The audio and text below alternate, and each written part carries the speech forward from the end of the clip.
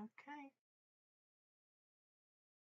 Oh, hope for the best. I didn't check my microphone. Let me check my microphone real quick. It's moving. I hope you can hear me. I'm tired of wearing it on the front of me, so I actually have it attached to my lamp. Okay. It's got to be better than when I don't use it at all, though. So there's my microphone. Let me check my microphone real quick. It's moving. Crap here. Okay. So I'm gonna start with my damn fish.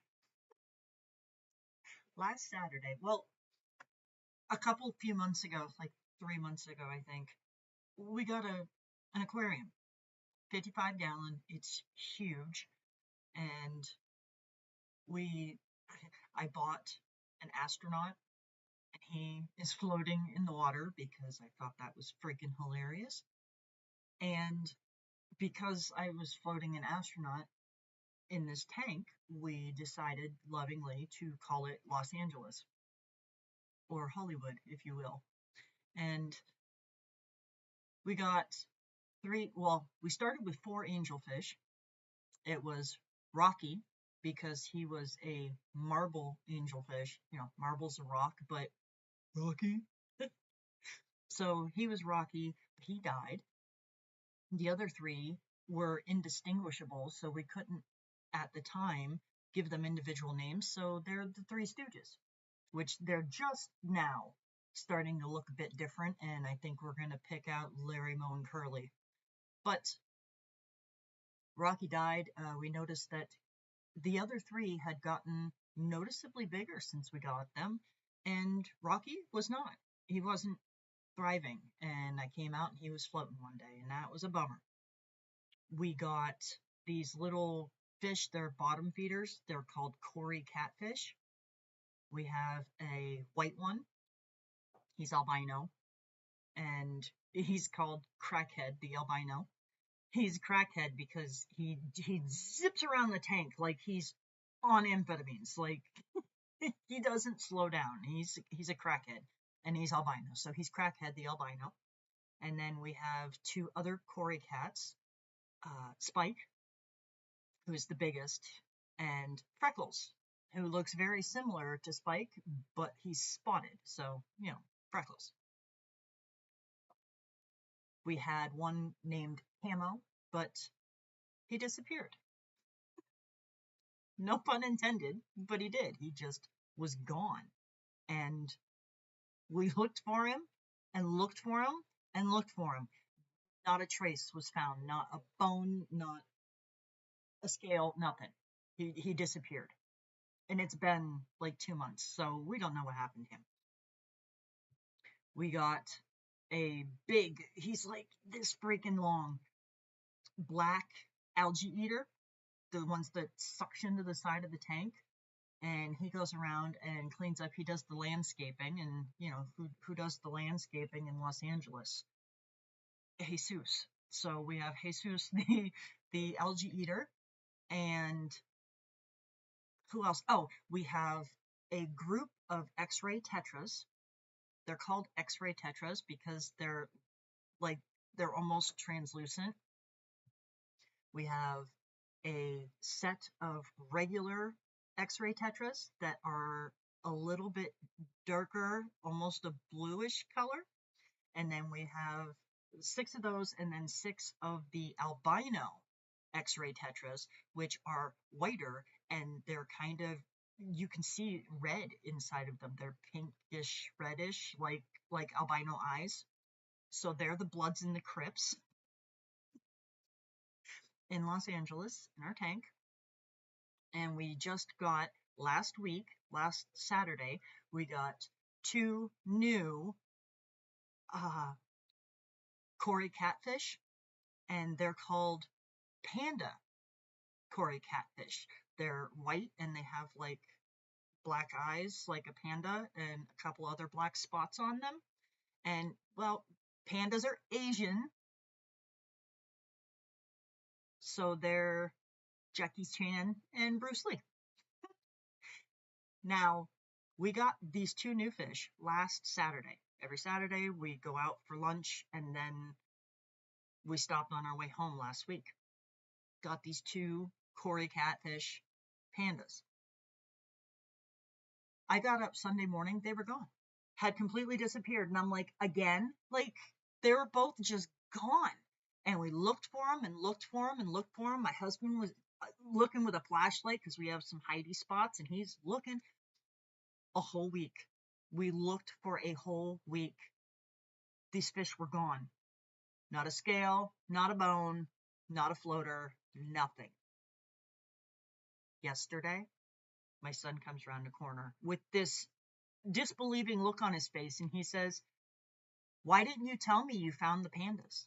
And I'm like, "What do you mean found the pandas?" He's like, "They're in there." Like, what do you mean they're in there?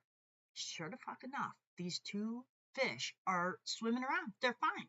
Where were they? Where did they go? Where did they go? But there they are. My husband told my son, yeah, she probably went back to the fish store and brought those home and was like, "Look, they appeared." I swear to God, I didn't. They just reappeared out of nowhere. Welcome back to Los Angeles. It's freaking wild. Where in the hell did 2 fish go? I mean, they're not that big, but still. Anyway.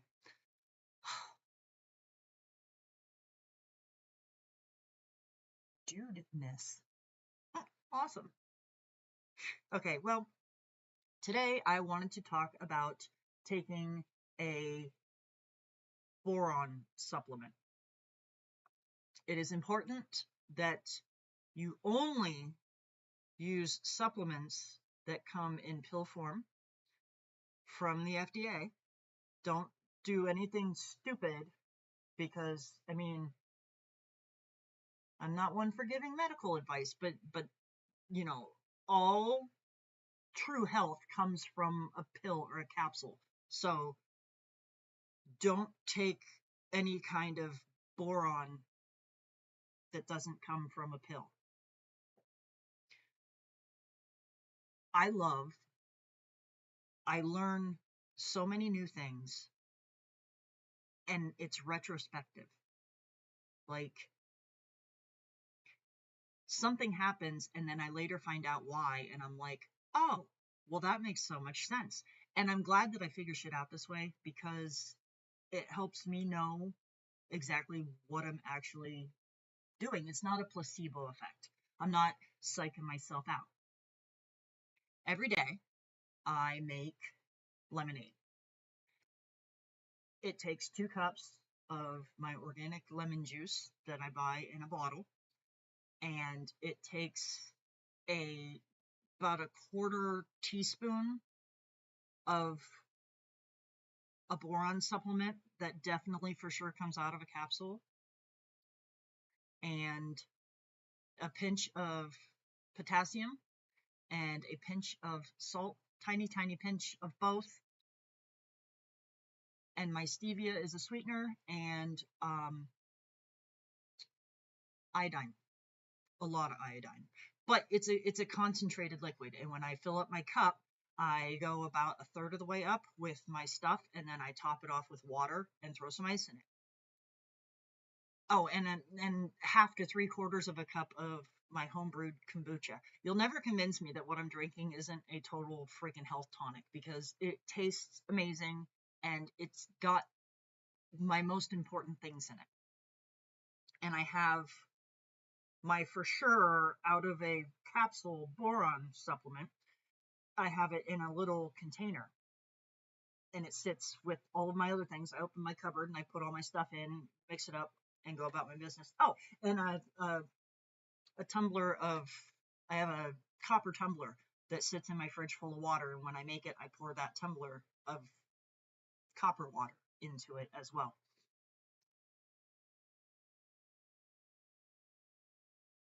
My little container was empty, and my capsule was empty as well. And I have a box with several of boxes in it, and it was sealed. And in the top shelf in the back in my laundry room, I'm like, I'm gonna have to climb up there and pull this dusty box down and open it up and get another box out. And I'm like, I'll skip it this time. Well, I ended up skipping it this time for about 2 months, at least 2 months. I think it was more like 3 or 4 months. It's been a hot minute since I've been taking my Boron. I have Ehlers-Danlos syndrome, EDS. I'm hypermobile. I have hypermobile skin issues, and uh, my a lot of people by the time they're my age have arthritis and stuff because your joints are not good. It's a connective tissue disorder, and I noticed like a week ago that I would move a certain way, like doing dishes, and I would like lean forward across the sink, and my back, it thunks. It it doesn't hurt. There's no pain. It's not like it's grinding, but I can feel it go thunk, thunk, thunk, thunk. My hips do the same thing. Like I can't do sit-ups because that feeling, that thumping feeling from inside of my body makes me just, nails on chalkboard when it comes from inside. I can't tolerate it. But my back started doing it loud enough it could be heard from next to me. My son was like, "What the hell was that?" I'm like, "It was my back."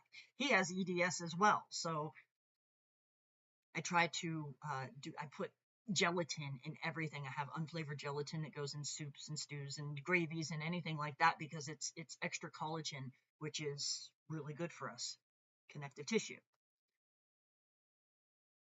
I was cleaning my laundry room and I dug out that stupid box, all dusty. I dusted the whole thing off. I pulled out my supplement because I needed it for my laundry. And I was like, oh, I can put some of this back in the kitchen. I have it out. So I took some and I put it back in the kitchen. And the next time I made my lemonade, I used my supplement. And the next time I made my lemonade, I used my supplement. And now I'm back in the habit of using it. 4 days. 4 days was all it took for that thunking in my back to stop.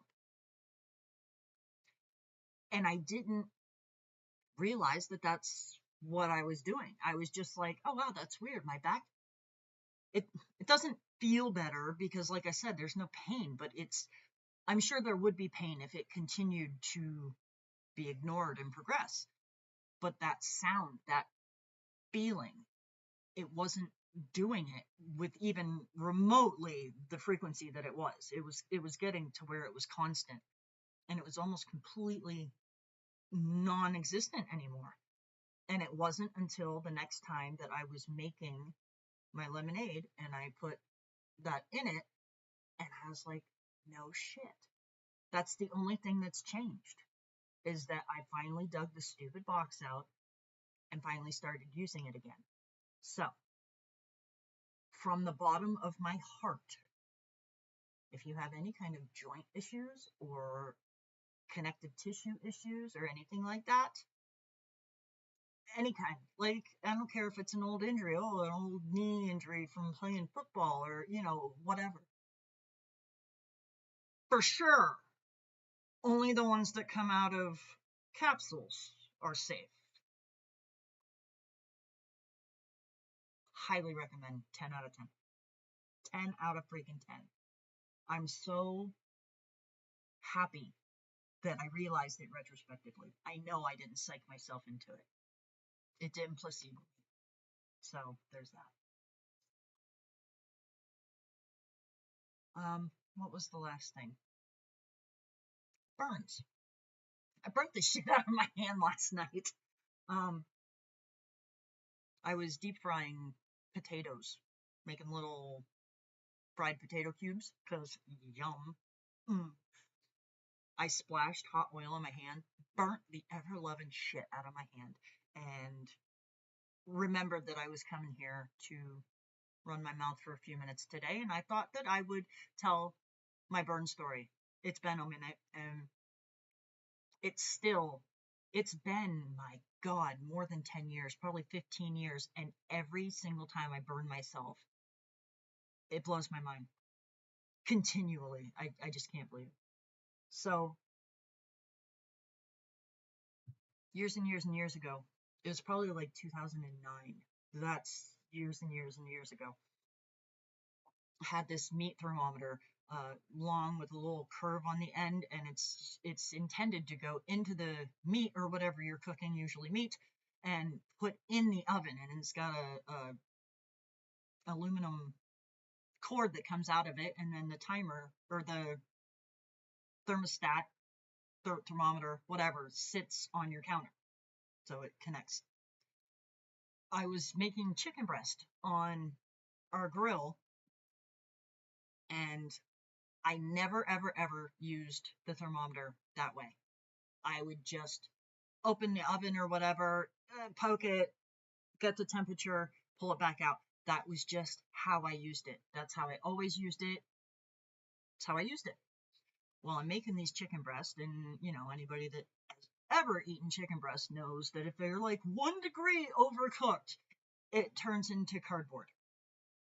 So I actually used the thermometer as intended, and it was sticking in the chicken breast. And I had it set so when it hit the temperature, it would beep. I hear the beeping, I go over, I open the barbecue grill, I flip one over using my tongs, I flip it over. Yeah, it looks good. Yeah, it looks good. Oh, I forgot a plate. I go back in the house. It's open. I set my tongs down. I go back in the house. I get a plate. I come walking out, and then I reached into that fucking thing, and I grabbed that probe with my bare hand. And I went, ow, and opened my hand, and it stuck to me. It was so freaking hot. I had a mark across my hand. It came across and then up like this, right into the crease of my middle and index finger. It immediately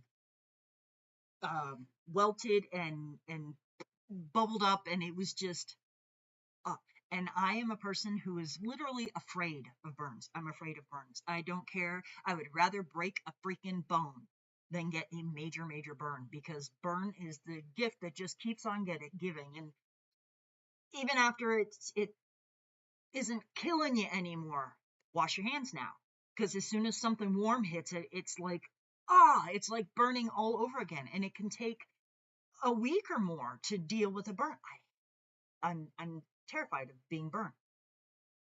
And I've got this burn on my hand, and I was immediately like having a panic attack because it hurt so bad, but because immediately I'm in terror. I'm like, how?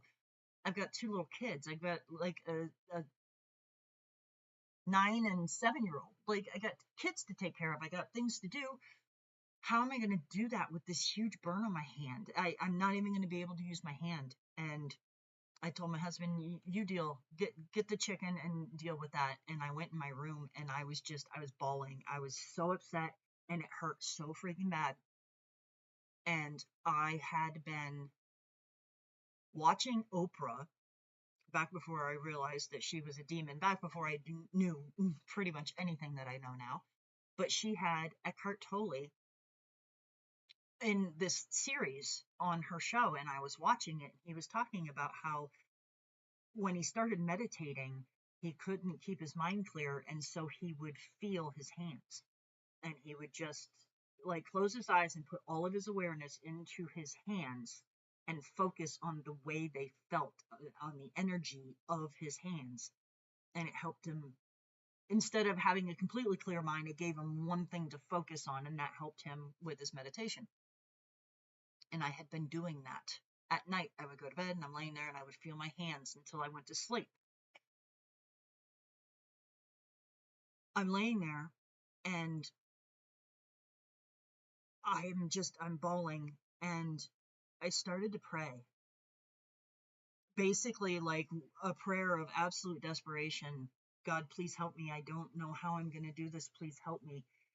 And I don't know what it was, but it was almost like a voice in my head said, go into the pain. And I did.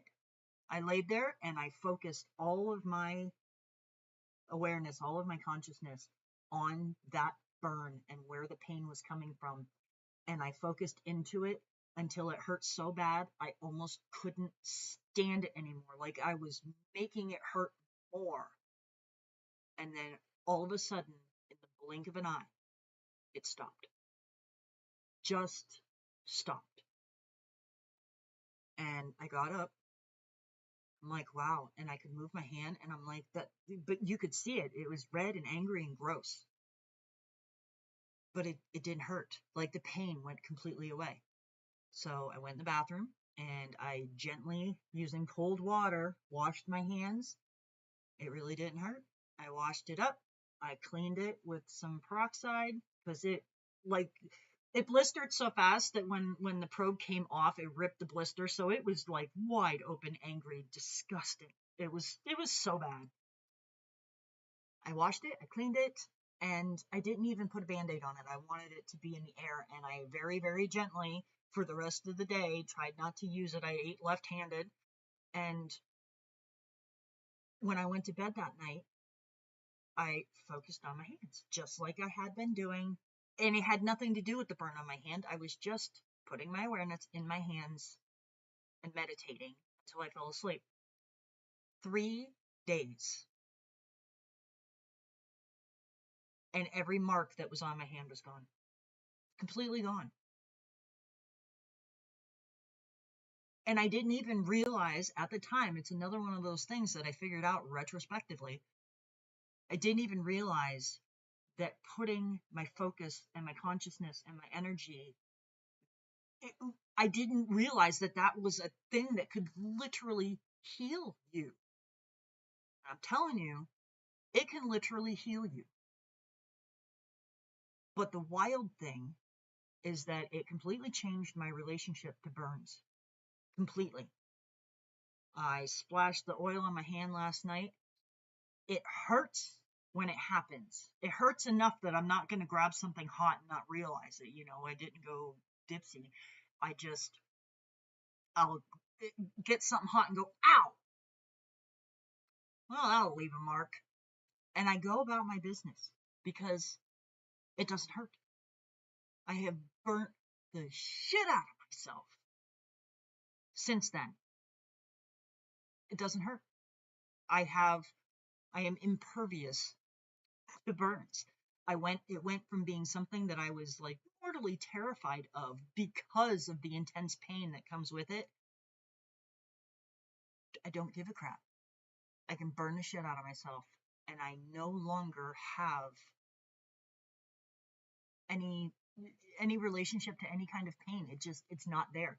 I burn the shit out of my hand and later that evening wash with super hot water and not even notice. The only time I will notice if I have a burn is if it's bad enough and I bump it on something or really whack it. But it doesn't hurt just being there. I'm still not sure exactly what part of what I did gave me this result. And I have tried to recreate with other things, with other injuries and what have you, and I've never been able to duplicate it. But you can straight up burn me. I could be branded and it would not, I don't know why. But the next time you hurt yourself, like really hurt yourself, focus on it. Go into the pain and try to make it your entire focus and see if it doesn't make the pain go away.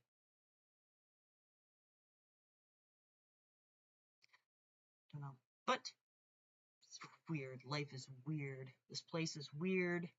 Our abilities are weird. Our consciousness is weird. Our energy is weird. Shit's weird. But anyway, that's all I got today.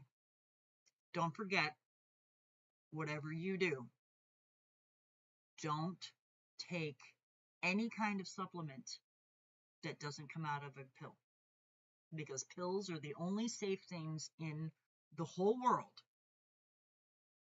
Make sure it comes out of a pill and not like a box of shady shit. For sure. For sure. Okay? Oh, I hate this fucking internet. Anyway. Alright, I'm off. I'm out. It was a quickie. Not much to say. We'll see what I can get together by next week. I love y'all. Peace out.